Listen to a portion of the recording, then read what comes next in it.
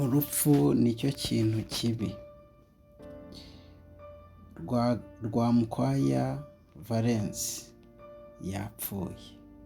Uyu Rwamukwaya Valens yabaye umunyamakuru wa RBA imyaka 26 ndetse akaba yaraje no kugaragara mu itsinda cyangwa se akaba yari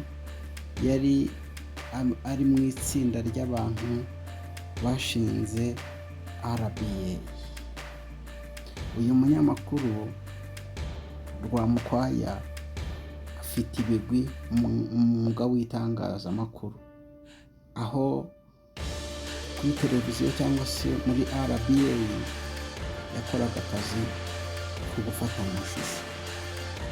Uyu Rwamukwaya yatangiriye itangazamakuru i Burundi aho yari yarahungiye, ariko kandi nyuma mu 1994 yaje kugaruka mu Rwanda. Aho agarutse mu Rwanda rero ari mu banyarwanda baje kuba batangiza RBA, ariko kandi urupfu ruramudutwaye. Uyu nguyu abanyarwanda cyane cyane abakiri batoya binjiye mu mwuga w'itangazamakuru, abenshi bamuciye mu biganza. Abanyamakuru tubona ku mateleviziyo agiye atandukanye hano mu Rwanda ndetse n'amateleviziyo mpuzamahanga. Uyu munyamakuru rero urupfu rwe rukigera hanze rushenguye abantu benshi, abanyamakuru bagiye batandukanye, abamumenye batashidikanije ku mpano ye, bose bakomeje kuvuga ngo naruhukire mu mahoro yakoreye igihugu.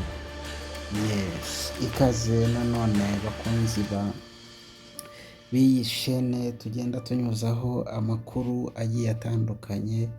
Reka kandi mbonereho umwanya wo kugushimira wowe wakoze subscribe.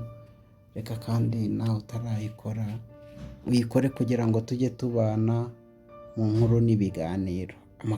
Amazina yanjye ni Jerime. Yes, dufite inkuru hano y'akababaro kuri uru rupapuro rw'umweru, inyuguti ziriho n'umukara. Iyi nkuru yo ije kuba igera mu matwi y'abanyarwanda ndetse yaba ari abari kuri ubu butaka ndetse n'abari mu bihugu bigiye bitandukanye ndetse n'abumva ururimi rw'ikinyarwanda bagiye batandukanye.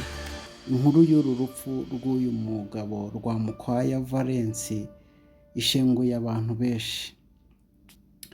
Uyu Rwamukwaya Valens yapfuye, ariko kandi urupfu nta muntu ujya umenyera urupfu.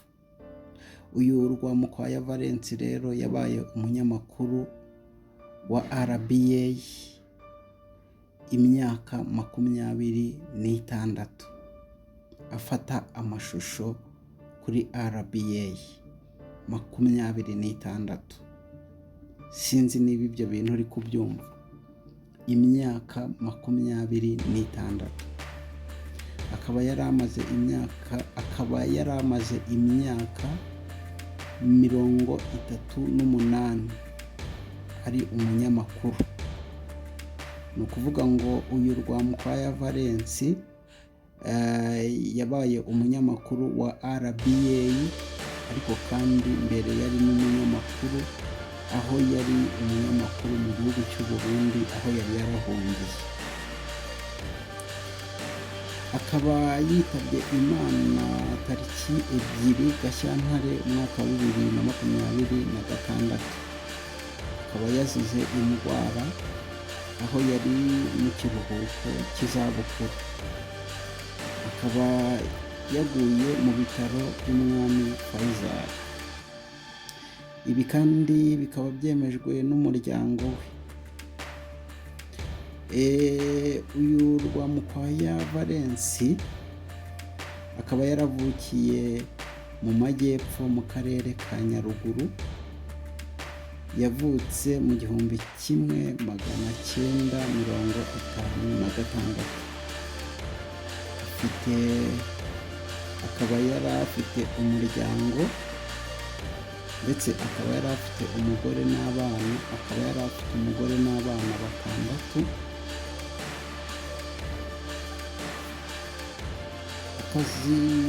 Akazi k'itangazamakuru yagatangiriye i Burundi, aho yagatangiriye i Burundi mu 1982. I Burundi yagiyeyo ahunganye n'ababyeyi be afite imyaka 3. ngira ngo ahunga, murabizi ibibazo byagiye bigwirira iki gihugu guhera 1959. murabizi yuko abanyarwanda bahuye n'ibyago bigiye bitandukanye batangira guhunga, kuko we yaje kuba ahunga mu 1982.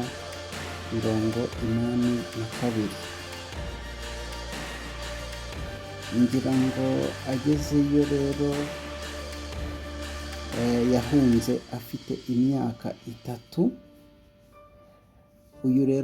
uyu ageze i Burundi rero ku myaka 3 niho yaje kuba yiga primaire ndetse ahigira amashuri ye, ariko kandi nyuma mu 1994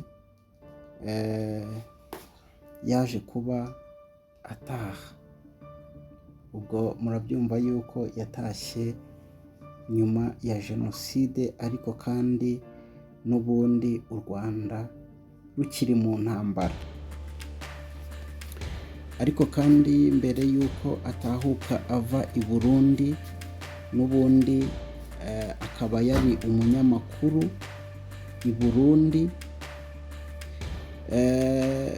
mu 1994 akaba ari mu itsinda ryatangije televiziyo y'u Rwanda cyangwa se RBA. iyi RBA mbere yitwaga Unifor, ariko ubu ngubu isigaye yitwa RBA. yari amaze imyaka 26 ari umunyamakuru wa RBA.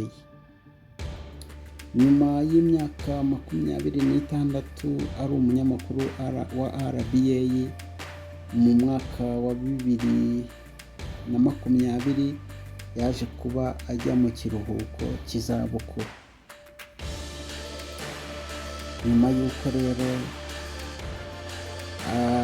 asabiye kujya mu kiruhuko cy'izabukuru bitewe n'imirimo yagiye akora, ndetse ikigo cyose ndetse n'abayobozi be ndetse n'abo bakoranaga kuri icyo cyemezo ntabwo bashidikanyije, baramubwiye ati ibyo wakoze birivugira, ndetse ukwiriye ikamba ryo kwicara ukaruhuka. uyu Rwamukwaya Valens rero aba abonye ikiruhuko cy'izabukuru mu mwaka wa 2020, niho yabonye iki kiruhuko. nyuma rero buriya imibiri dufite ibyari idahatse, imibiri tugira irarwara, imibiri tugira irapfa. nyuma rero yaje kwatakwa n'indwara, ariko kandi agerageza kwivuza, ariko kandi bikomeza kugenda bigorana. ariko kandi nk'umuntu wari ufite famiye, wari ufite umugore, wari ufite abana bakuru, bakamupushinga, bagerageza uko bashoboye kose, bagerageza mu baganga b'abasipesiyalisite, ariko kandi birangira byanze. Uyu Rwamukwaya Valens, benda icyo ntari mbabwiye haruguru ni uko uyu Rwamukwaya Valens